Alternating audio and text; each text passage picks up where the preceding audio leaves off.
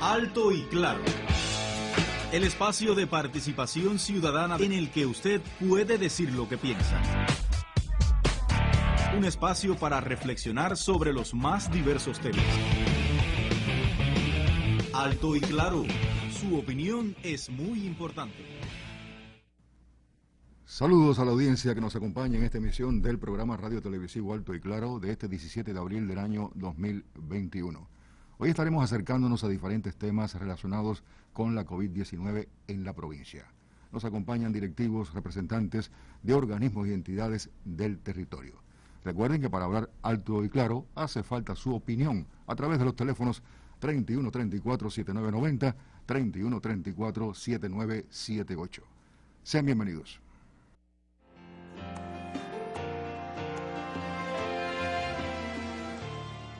Nuestros medios de comunicación muestran todos los días ejemplos inspiradores de la obra cotidiana en la medicina y en las ciencias. Un grupo de expertos de varias disciplinas han puesto los cimientos de la sólida estrategia que el gobierno edificó, no sin grandes esfuerzos, para acercar y derrotar a la COVID-19. No hay misterio en esa fuerza capacitada y talentosa trabajando por un mismo objetivo. Es el socialismo. Un socialismo todavía imperfecto y cargado de lastres que debemos ir soltando por el camino, pero esencialmente humano y justo, como no lo ha sido ningún otro sistema en la historia.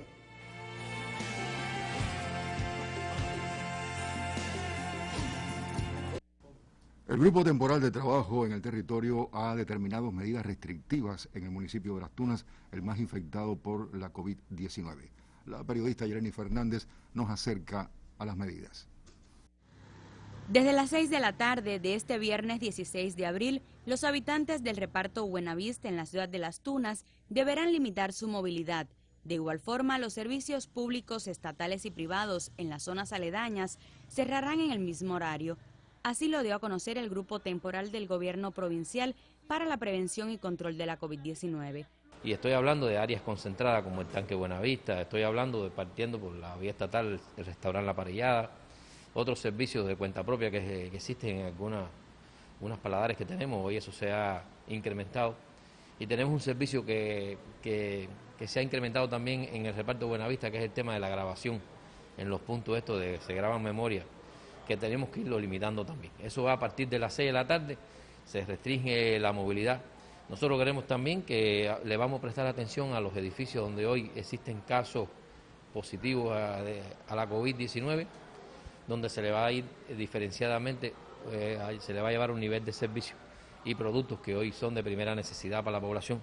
Con más de 50.000 pobladores, el reparto Buenavista presenta una situación epidemiológica desfavorable. En los últimos 15 días, 92 casos, incrementa la tasa de incidencia el área del Gustavo Alderguía con 27 casos autóctonos, con una tasa de incidencia en 59, y el área de salud de Alberto Arcos Luque, del poblado de Baltre, con 9 autóctonos para una tasa de incidencia en 95. Esto incrementa la tasa del municipio a 43.2. Se nos confirmó que está circulando a nivel del municipio y de la provincia una cepa sudafricana que es muy infectocontagiosa.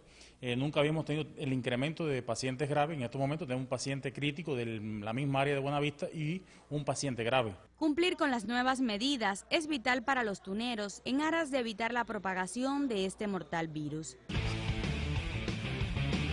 Alto y Claro. Su opinión es muy importante. Se incrementan los casos confirmados de la COVID-19 en el municipio de Las Tunas en los últimos días. Hoy 20 casos se reportaban en la conferencia del doctor Durán. El doctor Michael Corrales Manzano, director del Centro Provincial de Higiene, Epidemiología y Microbiología, nos habla alto y claro al comienzo de nuestra emisión, doctor, para actualizarnos sobre el tema. Buenos días para todos los radioyentes y teleaudiencia. En lo que va de COVID durante el año que hemos transcurrido, tenemos en Las Tunas 723 casos y 2 fallecidos, lamentablemente con 2 fallecidos en nuestra provincia. En los últimos 15 días, en la semana 14, la semana pasada, tuvimos 47 casos. Y en lo que va, desde el lunes, de lo que va de esta semana, sin contar hoy, habían 51 casos. Hay 51 casos. Serían 7 casos el lunes, 15 el martes, 14 el miércoles, 3 el jueves, y para hoy, como ya oímos que en la conferencia del doctor Durán, tenemos 20 casos. Estos 20 casos, solamente de aquí de Las Tunas tenemos 11 casos. Muy preocupante el municipio de Las Tunas con estos 11 casos y principalmente 7 casos que son del área de salud de Aldereguía, que están en las calles 35 y alrededor de ahí de la parte del tanque específicamente. De allí, como sí se ha anunciado, de ahí hay medidas de restricción de movimiento a partir de las 6 de la tarde. Y varios equipos de trabajo están con la pesquisa especializada trabajando esta zona, principalmente en los casos vulnerables, tanto los ancianos, las embarazadas y los niños. Aún así no hay evento todavía ni focos específicos con calles cerradas, ¿no? Focos sí, y con calles cerradas, la calle 35 de altura de Buenavista y la parte esta del edificio 2 y la parte de alrededor del tanque. Dentro de estos casos salieron a raíz de un caso sospechoso, un paciente que frecuentaba mucho esta zona y tenía alta movilidad, y han salido alrededor de los contactos de él casos sospechosos y casos que están ingresados como contacto de este mismo caso. En lo que va de año también hay que bien recordar que tenemos 76 casos que son menores de 20 años. Estos casos están influyendo en la incidencia de los positivos diariamente, que queremos bien tocar este tema. Hay que hablar con nuestros jóvenes, hay que hablar con nuestros hijos, hay que hablar con nuestros estudiantes para que aumenten el control de las medidas de protección y no deambulen en grupos ni estén circulando en las calles o en las áreas donde se puede practicar deporte sin la protección adecuada. Actualmente tenemos 73 activos todavía que están ingresados, 51 de ellos entre el Centro de Aislamiento José Martí y el Hospital de Holguín Fermín Valdés. Actualmente tenemos ingresados, hablamos de los positivos, vamos a hablar de los contactos y de los sospechosos. Tenemos 644 ingresados, de entre ellos 96 sospechosos y 302 en vigilancia, con los 51 activos que le acabé de informar. En el día de hoy salieron 20 casos, como ya lo habíamos explicado, que son de ellos 5 viajeros, 11 del municipio de Tuna, 2 del municipio de Jobabo, que el municipio de Jobabo también tiene una alta incidencia de los casos. Ya alrededor de 11 casos tiene el municipio de Jobabo, que están bien en estrecha relación unos casos con otros, que es un foco que los estamos evaluando. Hay equipos de trabajo hoy para Jobabo para evaluar bien todos estos casos uno por uno. Y el municipio de Las Tunas, que es el que más incide en la provincia, con 35 casos en el municipio de Las Tunas, relacionados en todas las áreas de salud, influyendo más actualmente Aldereguía y Baltra. Durante la semana se hicieron 1.330 muestras, con un 51, hasta ayer 51 muestras positivas, y dentro de ellos 4 viajeros. Y al respecto se comenta mucho ya de la puesta en marcha del Laboratorio de Biología Molecular, y que tal vez este incremento de casos obedece justamente a eso, ¿no? Que habían tal vez acumuladas muestras pendientes por diagnóstico. ¿Hasta qué punto es así? ¿Ya está en marcha el laboratorio o está procesando muestras? Sí, ya el laboratorio comenzó a procesar muestras el día 14. En el día 14 se hicieron, hay que aclarar que tenemos el acompañamiento de una doctora del IPK que está evaluando todo y certificando todo este tema del procesamiento de muestras, viendo que los trabajadores de allí tengan y hagan todos los pasos correctamente. En el día 14 nos salieron hicimos 64 PCR, de ellos salieron 4 positivos y que se mandaron a evaluar a Ciego de Ávila. Todos los positivos y el 10% de las muestras que se hagan aquí en Las Tunas se está haciendo un control de la calidad. Validar, sí. Validar, que puede ser en cualquier laboratorio. Nosotros la primera toma la mandamos para Ciego de Ávila y nos confirmaron. Los 4 positivos dieron confirmado y las 6 muestras de casos negativos dieron negativo. Quiere decir que el primer día todo salió perfecto, todo salió bien. Nos confirmaron los resultados que nosotros habíamos dado como como laboratorio. En el día de ayer, en el día anterior, el día 15, se hicieron 60 muestras. que actualmente están en la provincia de Camagüey para su validación o para su control de la calidad. Estamos en espera de los resultados en el transcurso de la tarde del día de hoy. Y ayer se hicieron 377 muestras en el laboratorio, que ya estamos a un ritmo importante que debe oscilar por lo menos la primera semana o los primeros 15 días sobre 350 muestras alrededor diarias. Eso nos ayudaría a nosotros poder continuar y en tiempo real, en menos de 20 o en 24 horas, tener los resultados. ¿Qué pasa? En el momento actual tenemos 900 resultados. 900 resultados que están distribuidos en varias provincias. Tenemos 250 en Villa Clara, tenemos 348 en Ciego de Ávila, 150 en Camagüey, sin contar las 30 muestras que mandamos ayer para el control de la calidad, y tenemos en Holguín 200 muestras. Que usted nos preguntaba de que las personas están diciendo que como ya tenemos laboratorio, salen más muestras. No, eso no depende. ¿Qué pasa?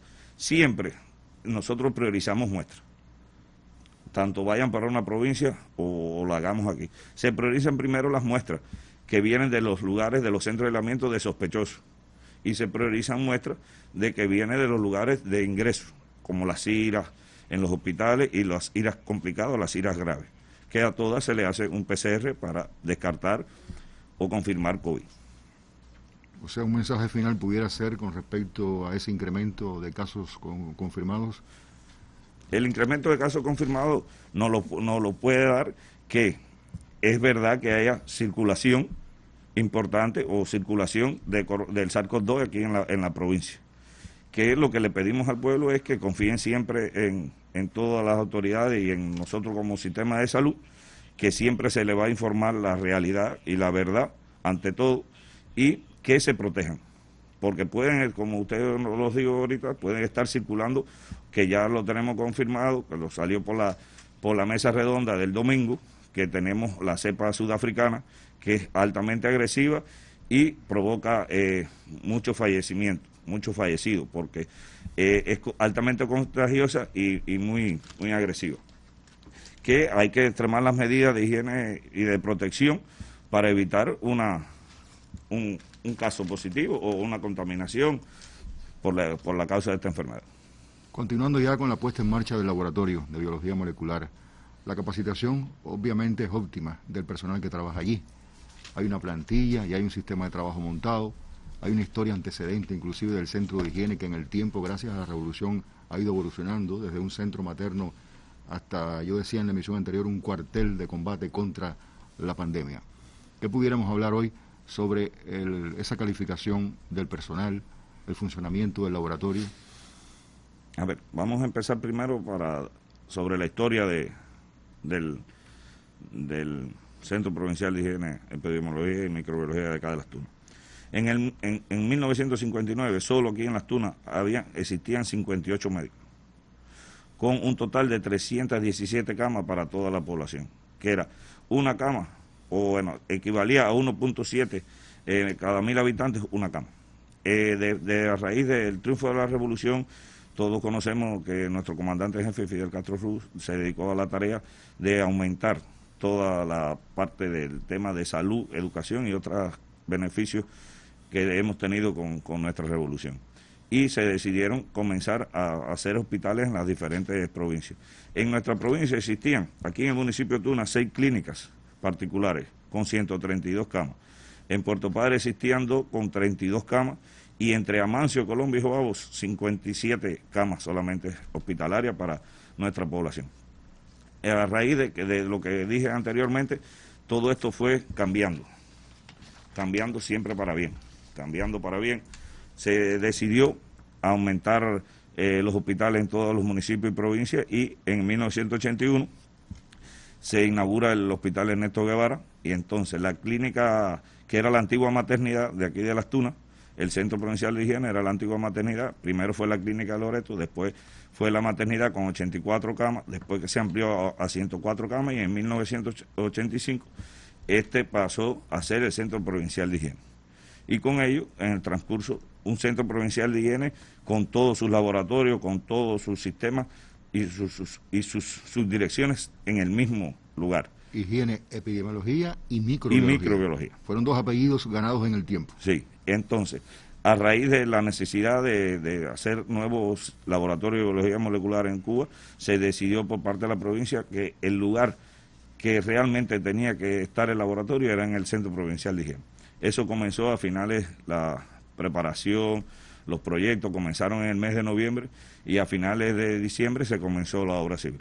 Que esto demoró alrededor de 3 meses y medio, todo lo que es la obra civil, que tuvo un costo alrededor de 4.600.000 pesos, lo que es la obra civil solamente, y contando con los equipamientos que son de última tecnología, de primer mundo, tenemos 3.670.000 pesos, alrededor de 3.670.000 pesos, que son equipos de primer mundo, que son equipos muy costosos, tanto el extractor como el PCR, que es un extractor de 32 muestras, que cada 38 minutos te hace la extracción del ADN de 32 exámenes, de 32 PCR.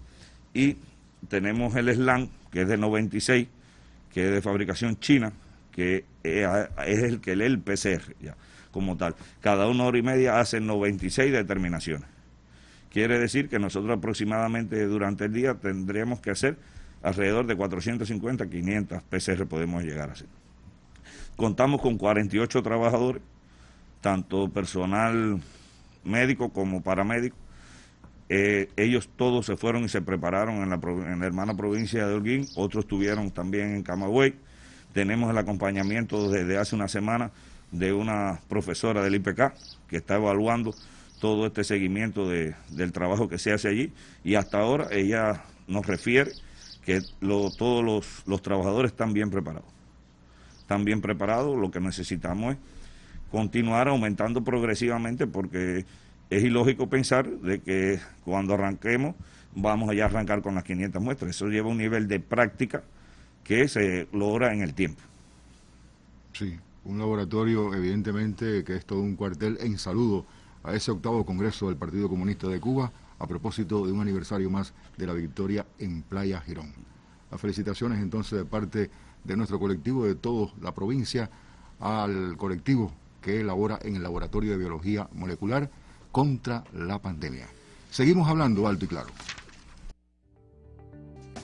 Lávate las manos regularmente con agua y jabón. Cúbrete la boca y la nariz al toser o estornudar con el ángulo del codo o con servilleta de papel y deséchala de inmediato. Evita tocarte con las manos, los ojos, la nariz y la boca. Limpia y desinfecta los objetos y las superficies que se tocan frecuentemente con solución desinfectante a base de hipoclorito de sodio al 1%. No se ha confirmado el posible origen animal de la COVID-19. No obstante, se recomienda mantener la higiene y evitar el contacto directo con animales vivos, salvajes o de granja. Mantén la ventilación natural de las habitaciones y locales. Cocina bien las carnes y los huevos. Las Tunas, provincia, la única en el país en la fase de nueva normalidad, las Tunas fase 3, pero eso no quiere decir que nos confiemos. Es por eso que el doctor Aldo Cortés González, subdirector del Centro Provincial de Higiene, Epidemiología y Microbiología, siempre nos advierte, siempre habla de pronósticos, siempre habla del nuevo Código de Vida. Saludos, doctor. Saludos a usted y al pueblo cubano, tunero. ¿Qué opinión le merece la cantidad de casos confirmados últimamente y la alarma que significa para la provincia, a pesar de mantenerse en esa fase el municipio? Pero en eso hemos insistido y siempre alertamos y empezamos por esa afirmación. Mientras exista circulación del virus en el mundo, en Cuba y en la provincia, la posibilidad de rebrotes o de incremento de los casos es ciencia exacta, puedo decirlo de una forma esquemática. Porque solo falta que uno cometa una violación de lo que está establecido para que haya la transmisión. El virus nos ha puesto un reto muy alto, porque el virus, por la vía de transmisión respiratoria, nos lleva ventaja porque en el intercambio social y en la conducta del ser humano se interpone y puede entonces participar como parte de la cadena de transmisión de las enfermedades y ganarnos el terreno. En la diapositiva que le ponemos, que le presentamos, representa los casos positivos en los últimos 98 días. Como ven, un comportamiento muy inestable que habla de que ha aparecido el virus, ha aparecido la enfermedad, pero que las acciones de control nos ha permitido controlar en esos lugares. Incluso en cifras altas de 20 casos confirmados ya teníamos esa experiencia. Yo digo que en la vida nos da muchas oportunidades, quizás el trabajo, para uno, a veces el azar, otras veces incluso para otros que son creyentes, gracias a Dios, nos da oportunidades de vencer y de enfrentar situaciones. Y yo creo que el virus y la enfermedad a los tuneros, con esta gráfica y en este día, yo creo que nos está dando una oportunidad que reflexionemos en la forma de actuar, reflexionemos en lo que nos corresponde en cuanto a responsabilidad para evitar que la COVID se convierta en una situación compleja para la provincia y del llanto, dolor y luto para el pueblo tunero. Creo que estas cosas tenemos que aprenderlas. Cuando dicen, cuando ves la barba de tu vecino arder, pon la tuya en remojo. Yo creo que esa es una de las cuestiones que como enseñanza y como alerta debemos tener los tuneros, y yo creo que hoy todavía no es tarde para hacerlo, para cumplir con todas las indicaciones. En la segunda diapo representa el comportamiento en los últimos 15 días. Ahí vemos que el comportamiento en los últimos 15 días, hay varios días que estamos por encima de 8, el número de casos que normalmente venía teniendo la provincia, con un comportamiento de 2, 4, 5, 7 casos dispersos en los lugares, nos permitía movernos, actuar, ahogar, por decirlo así, el virus en determinado lugar y no se nos convirtiera en un problema serio en un territorio. En estos días, el día 3, el 5, el 10, el 16 con 20 casos hoy, que ya lo estamos viendo como otra de las cuestiones de alerta. Vemos que la última semana ha sido una semana con mayor comportamiento de estos casos. En la diapositiva número 3, que es el comportamiento promedio de casos diarios en las últimas 4 semanas, es una gráfica que nos alerta. El cierre jueves, siempre el matemático nos da la información, porque nosotros sabemos que las semanas estadísticas cierran los domingos, los sábados, porque es de domingo a sábado las semanas estadísticas. Y él un poco para tener un número más actualizado, más cerca del programa y más cerca de la realidad que estamos viviendo, me hace los cortes de viernes a jueves, o sea, viernes de la semana pasada hasta el jueves de esta semana, que permite tener mayor actualización de los datos, porque hacer el cierre de hoy, o sea, no podemos tener el cierre de hoy exacto de la semana estadística. Pero en esa gráfica vemos el promedio de casos diarios en las últimas 14 semanas. Se aprecia un aumento del promedio de casos diarios por semana, que llega en la última semana, del 9 al 15 de abril, se ve un incremento a 10 casos. Yo le digo que matemática pura, multipliquemos 10 por 7 y ya son 70 casos en la semana que debemos cerrar. Y nosotros hoy, esta semana, la semana 15, debemos cerrarla alrededor de 74, 75, hoy estamos a 71, no sé el comportamiento de hoy cómo va a ser, debe ser, yo espero que no sea un descenso brusco, que debe estar alrededor de 10, 12, 8 en esa cifra, y nos habla que esta semana podemos estar cerca incluso de los 80 para que se convierta en una de las semanas más altas de la provincia, de la epidemia en la provincia. Y ahí tenemos que ver en cada uno de estos resultados incumplimiento, negligencia, irresponsabilidad, descuido. Falta de percepción del riesgo. Yo no digo que es falta de percepción de riesgo, es olvido. Porque la gente sabe que el virus mata. La gente sabe que el virus está.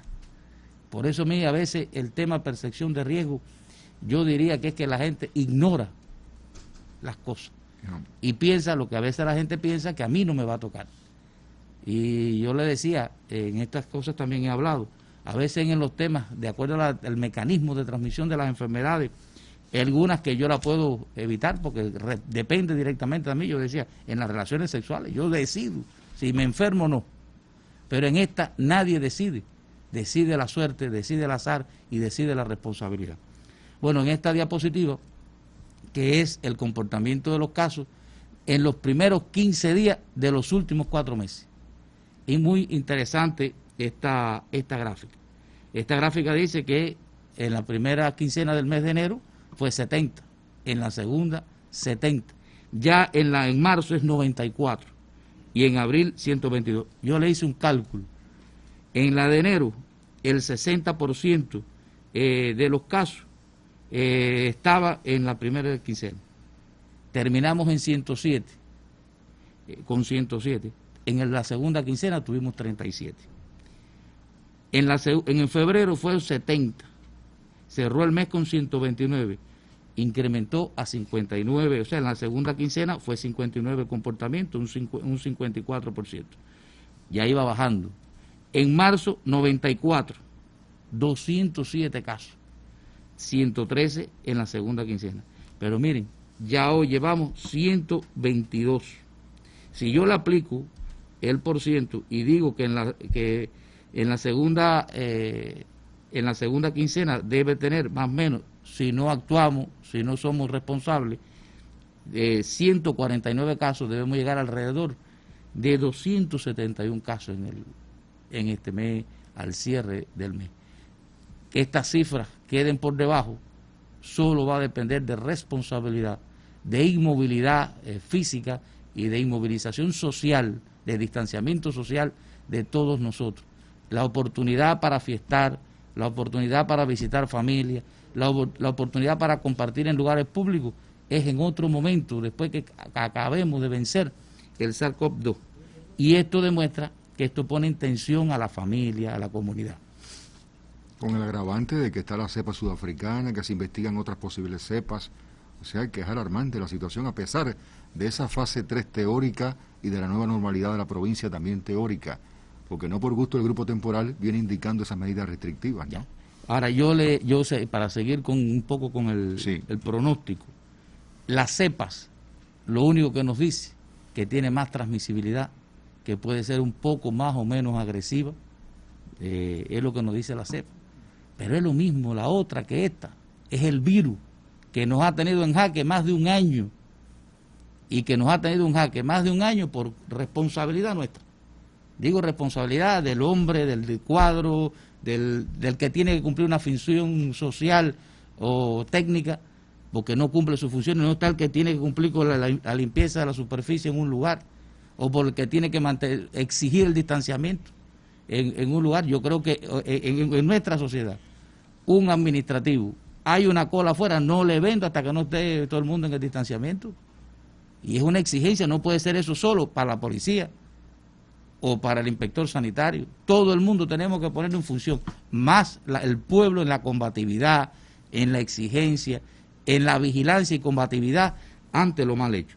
Miren, en esta diapositiva es el efecto de los casos positivos en las últimas semanas. Y ahí vemos que tiene una tendencia al incremento de los casos positivos. E independientemente que nosotros el comportamiento entre pronóstico y real es bastante cercano. En la semana 12 hubo un pronóstico de 51 y el real fue 56, 5 más. En la semana 13 el pronóstico fue de 45 y 44 el real. En la 14 de 49 y 47 el real. El promedio, el pronóstico es de 56. El real va a ser 71. Yo creo que ilustro de esta forma porque yo creo, o por encima de 71, porque yo creo que tenemos que estar claros en el momento que estamos y lo que podemos hacer para evitar que se transmita. Y como nos decía el profesor Durán, él nos decía, manténganse tuneros para demostrar que la epidemia se puede vencer, se puede controlar. Como referencia. Como referencia. Y esto, yo le digo, no es un problema de orgullo, es que se puede.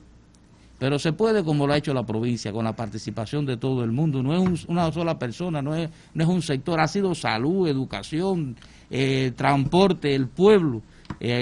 Porque hay irresponsabilidades, pero tenemos que destacar que por suerte, o por suerte no, por educación y por convicción, predomina las personas que lo hacen bien. Ahora, aquí en la diapo 6 está en comparación, es la comparación de los pronósticos para las próximas 5 semanas. En el lado izquierdo de la pantalla está el pronóstico por la semana estadística, y en el lado derecho está el pronóstico para la semana cerrando los jueves, o sea, con más actualización.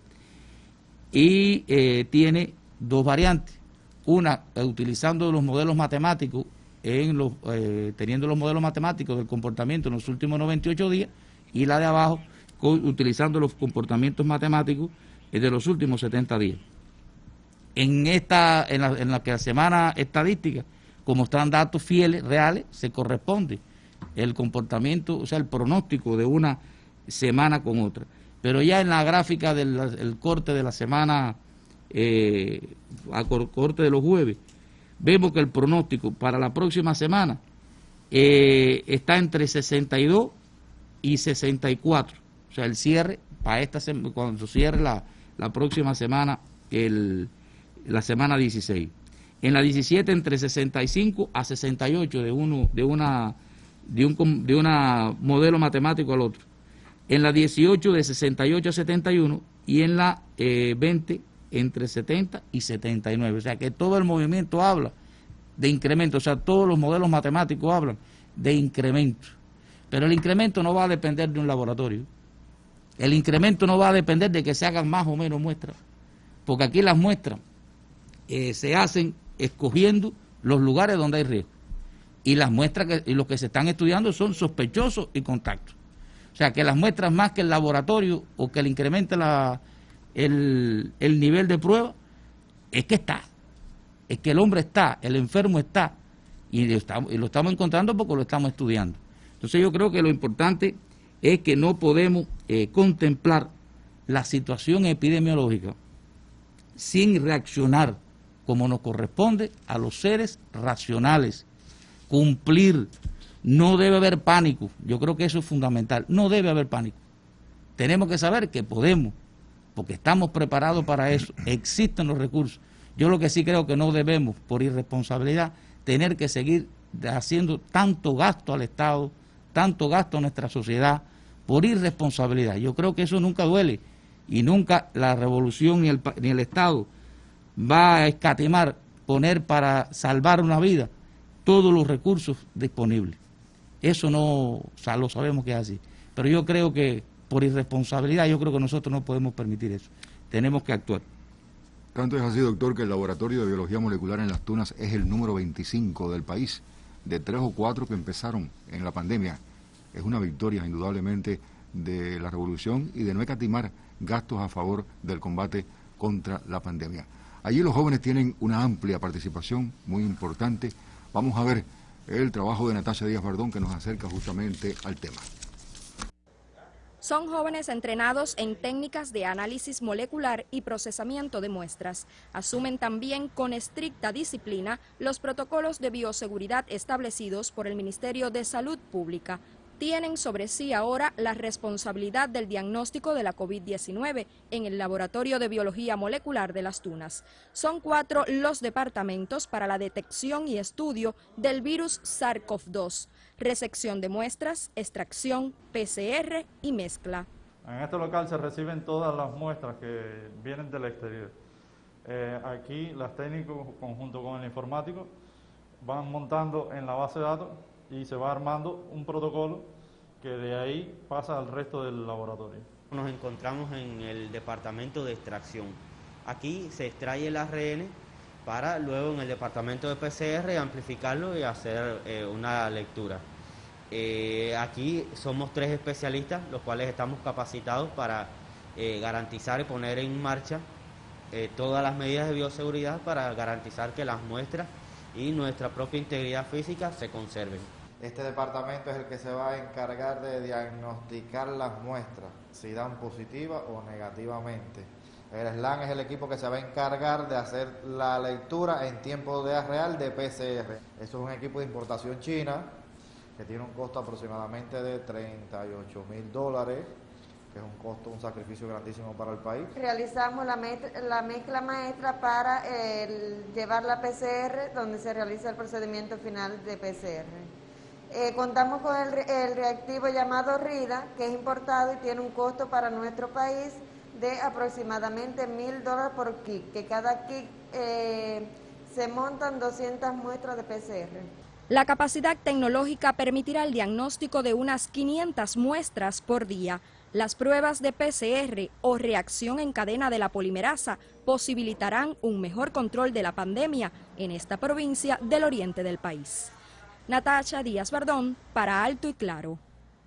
Como decía el doctor Aldo Cortés, falta responsabilidad, falta percepción del riesgo todavía, falta hacerle caso a esa alarma que nos está dando la casuística alta que se incrementa a día en el territorio con casos confirmados de la COVID-19. Justamente ahora, hablando alto y claro sobre el tema, el ingeniero Lorenzo Alleine, subdirector de Salud Ambiental del Centro de Higiene, Epidemiología y Microbiología, una vez más con nosotros. Saludos, doctor, ingeniero. Saludo. Bienvenido al programa. Muchas gracias, un saludo a todos. Continúan las contravenciones, las infracciones. Vemos los muchachos que están libres ahora del curso escolar jugando, los padres permitiéndolo. ¿Cómo se comporta la situación realmente? ¿Qué ha pasado con el decreto 31, que justamente es para penalizar, sancionar, multar a esas contravenciones? Sí, como hemos hablado en otras oportunidades del decreto 31, vamos a hacerlo en esta ocasión. Y quiero comenzar señalando o fortaleciendo lo que decía el doctor Aldo con relación a la percepción de riesgo, que verdaderamente cuando se pierde, ¿no?, esa percepción por olvido, como él decía, por descuido, por considerar que no me va a pasar, o sencillamente por no considerar que no tengo miedo, todo eso, todas esas manifestaciones no son más que violaciones e incumplimientos de lo que está legalmente establecido. O sea que siempre me gusta centrarme en eso, que cuando hacemos todo esto estamos violando lo que está legalmente establecido, cuestiones que ya hemos explicado aquí, en qué documentos están estas medidas establecidas. Y el decreto 31 viene precisamente a constituir el documento legal para sancionar esas violaciones. Nosotros no tenemos ninguna meta, no hay meta, pero sí es importante que la población entienda que nos toca la parte de sancionar esas violaciones. Hasta el momento se han aplicado por la parte de lo que es la inspección sanitaria estatal, porque hay otros cuerpos legales que también aplican el decreto 31, 242 decretos, y eso ha significado un importe de 471.000 pesos. Quiere decir que es un decreto que tiene una cuantía bastante elevada en su aplicación, un promedio de 1.940 pesos. O sea que los de las multas oscilan, hay algunas multas con una menor cuantía, pero bueno, oscilan entre 2.000 y 3.000 pesos. Y aún parece poco, ¿verdad? Desde que comenzó el decreto 31 hasta la fecha, claro, solo 242. Claro, lo que repito, se trata de un cuerpo de inspección, trata de un cuerpo de inspección, que muchas veces no coincidimos, pero sí alternamos, ¿no?, los cuerpos legales en los lugares donde se actúa. Y entonces, bueno, habría que quizás en algún momento hacer una suma, ¿no?, de todos los cuerpos legales que han actuado sobre esto para ver cómo se ha comportado esto. Pero no se trata de un cuerpo legal cuya acción fundamentalmente se centra en los centros de trabajo. No quiere decir que no se haga en otros lugares, pero la inspección sanitaria estatal va centra su acción fundamentalmente en el interior de los centros de trabajo, y ahí es donde se manifiestan estas violaciones. Y así, por ejemplo, en todos los municipios se han aplicado multas. Manatí 4, Puerto Padre 32, estoy hablando de las multas que se han puesto en ese municipio por nuestros cuerpos de inspección, porque también hay un cuerpo de inspección provincial que se dirige hacia los municipios. Menéndez es donde menos se ha aplicado, solamente 2, Majibacoa 12, Las Tunas 119, la situación, Jobabo 14, Colombia 38, y en Amancio se han aplicado 21 multas por el decreto 31. Eso hace las 242 multas aplicadas fundamentalmente en los centros de trabajo. ¿Y en los centros de trabajo cuáles son las infracciones más recurrentes? Ahora, ¿cuáles son precisamente las causas por las cuales mayormente se han impuesto estas medidas? En primer lugar está el incumplimiento de normas sanitarias y de bioseguridad. Cuando hablamos de normas sanitarias, estamos hablando de incumplimiento con los pasos podálicos, con la realización de medidas de acciones de desinfección, la falta de higiene dentro de las instituciones, porque siempre hemos explicado también que el decreto 31 no se trata nada más de si tienes puesto el nasobuco o no, se trata también de las condiciones higiénicas dentro de los centros de trabajo para garantizar que los trabajadores se puedan realizar el lavado frecuente de las manos. Entonces, este incumplimiento de normas sanitarias está relacionado con esto. El uso de agua no clorada, porque hay que usar agua con un nivel de cloro en las instituciones para poder garantizar entonces las condiciones higiénicas, porque si no, no es posible. El limpiado de superficie, consecuentemente, en pocos lugares se realiza. Prácticamente en ningún lugar se realiza. Por ejemplo, usted tiene un lugar donde hay una recepción, donde vienen personas, entran, salen, se sientan. Bueno, eso tiene que haber una realización. Y esta es una de las medidas que no... Y por eso cuando se aplica, estoy hablando de las causas por las cuales se aplica el 31, y entonces después vamos a hablar de las reclamaciones. Pero no se entiende que hay que desinfectar la superficie. Otra de las causas es el incumplimiento o negativa al aislamiento. Personas que llega el momento, tienen que aislarse para protegerlos incluso a ellos mismos, y se niegan al aislamiento, o sencillamente se incumple con la medida de aislamiento. En tercer lugar, el no uso, fíjate que no empecé por el tema del nasobuco, porque no es precisamente solamente el nasobuco el que más incide, sino que hay otras causas, y es en este orden. El no uso o uso incorrecto del nasobuco. Yo hablaba en una oportunidad anterior que quien no usa el nasobuco o que lo usa incorrectamente se está engañando a sí mismo, sencillamente se está engañando a sí mismo, pero además está cometiendo una violación. Ocultar o negar información en la encuesta epidemiológica. Hay personas que cuando llega el especialista y le hace la encuesta para saber quiénes son sus contactos, dónde usted estuvo, quiénes son, entonces o niega o sencillamente oculta información, y después se ha comprobado que esa persona ha ocultado información y esa persona incluso se han puesto multas, ha habido que esperar que la persona salga de su hospitalización porque ha estado enfermo y ha negado el contacto o los contactos que ha tenido o los lugares en donde ha estado. ¿Y han sido muchas las reclamaciones? Sí, ha habido reclamaciones. Ahora le voy a explicar. Trabajar o permitir a un trabajador que entre a un centro de trabajo con síntomas respiratorios. Ese es un fenómeno que se ha dado. Incumplir con la pesquisa laboral, entrada de personas ajenas a centros de aislamiento y realizar fiestas con aglomeración de personas. Estas son las principales causas.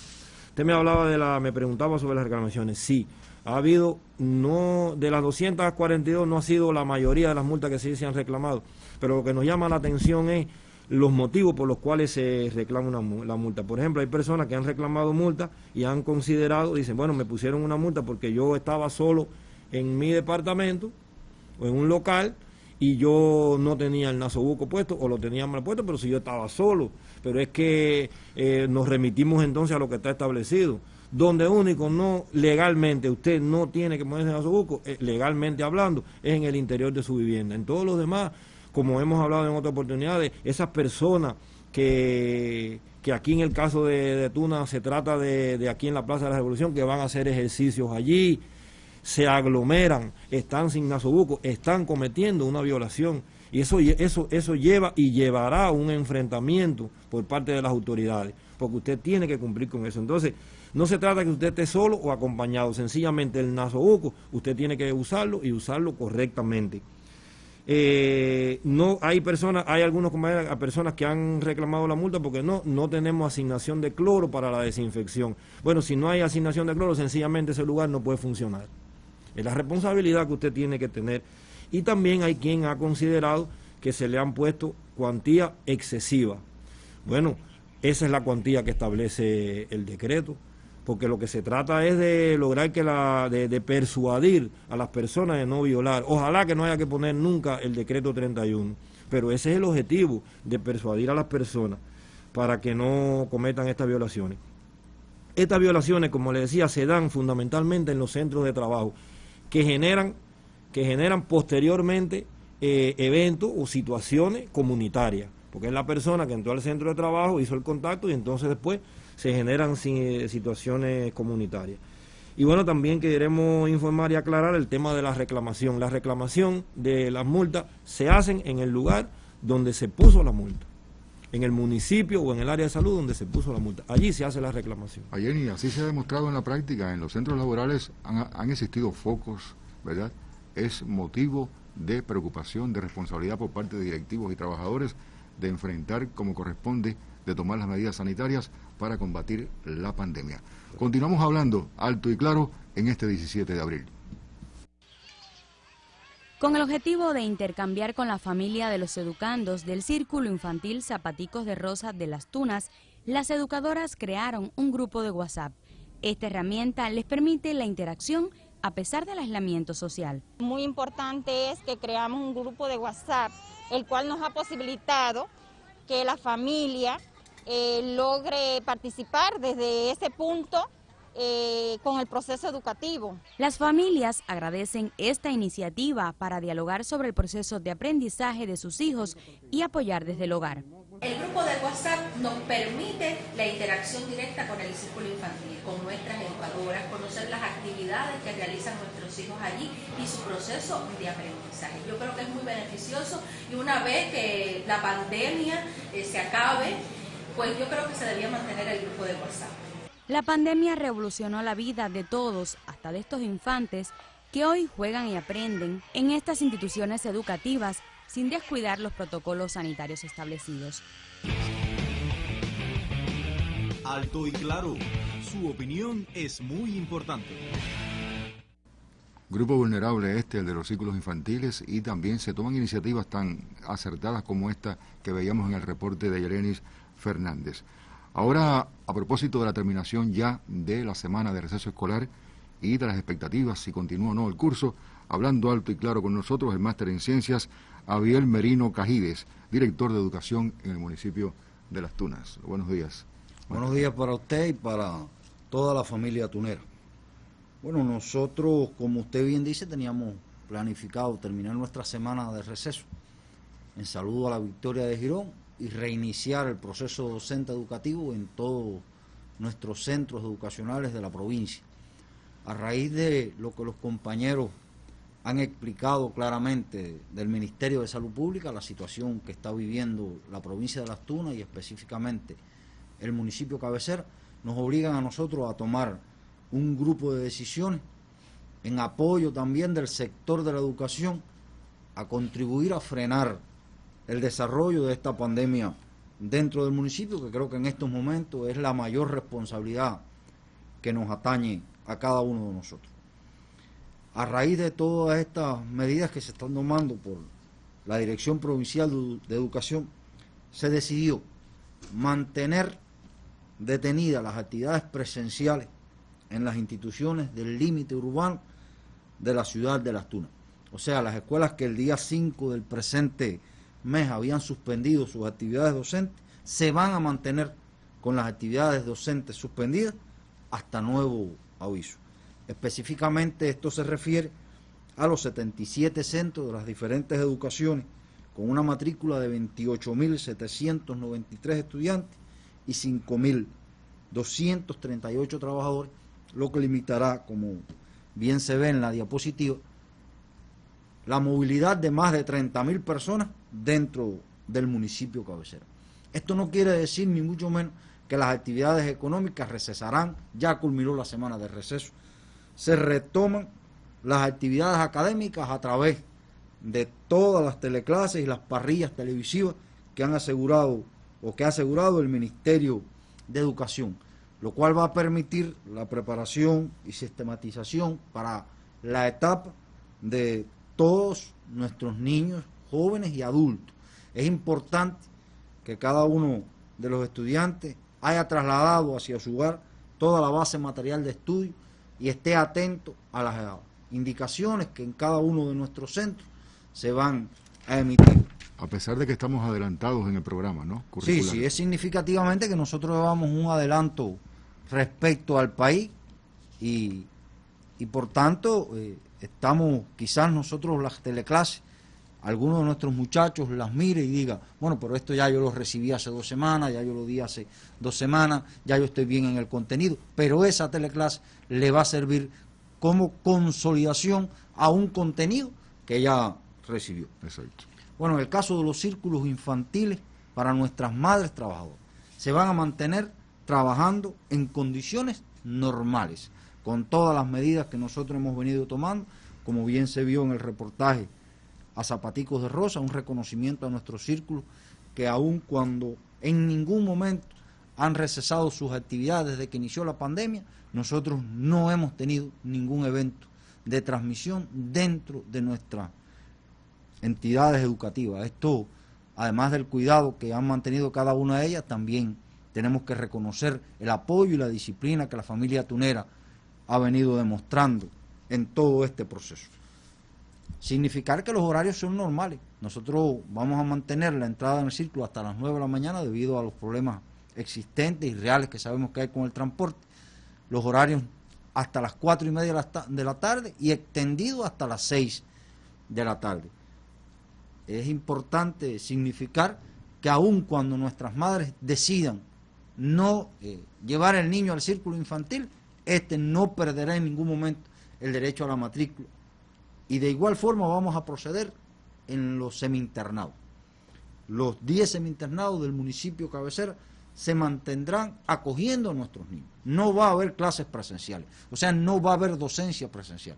Van a estar planificadas dentro del semi-internado un grupo de actividades con el objetivo de mantener las medidas de aislamiento de nuestros niños y cuidarlos y que nuestras madres puedan ir al trabajo. El horario normalmente igual que en los círculos infantiles. Bueno, hay una preocupación por un grupo de evaluaciones sistemáticas y parciales que nuestros niños no habían realizado. Como bien usted dijo, nosotros estamos bien adelantados con respecto al curso escolar.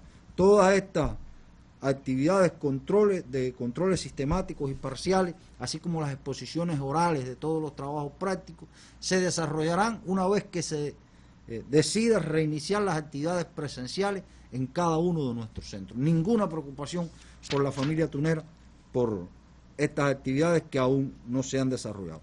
Bueno, en la educación secundaria básica, todos los grados continuarán desde sus hogares la profundización a través de las parrillas televisivas, las hojas de trabajo que le orientaron los docentes, los seminarios integradores y las evaluaciones que los muchachos venían preparándose. Una de las inquietudes más recurrentes que tiene nuestra población es cómo se van a desarrollar los exámenes de ingreso al Instituto Prevocacional de Ciencias Exactas Luis Urquiza Jorge. Hoy tenemos que decir que el Ministerio de Educación, aun cuando nosotros hemos establecido un grupo de consulta, todavía no se ha pronunciado de cómo va a ser el ingreso. Hay 2 modalidades, el examen de ingreso y en otros momentos, como lo hicimos el año pasado, que se hizo por el escalafón académico. Estamos esperando las indicaciones del Ministerio. Todavía no hay nada definido con respecto a cómo se va a realizar el ingreso al IPVC. Bueno, en el nivel educativo preuniversitario, también vamos en nuestros pre del municipio, a recesar las actividades presenciales con el 10º y el 11º grado. Sí vamos a mantener el 12º grado, esto incluye el prevocacional. ¿Por qué? Porque los estudiantes de 12º grado se enfrentarán próximamente a un examen de concurso.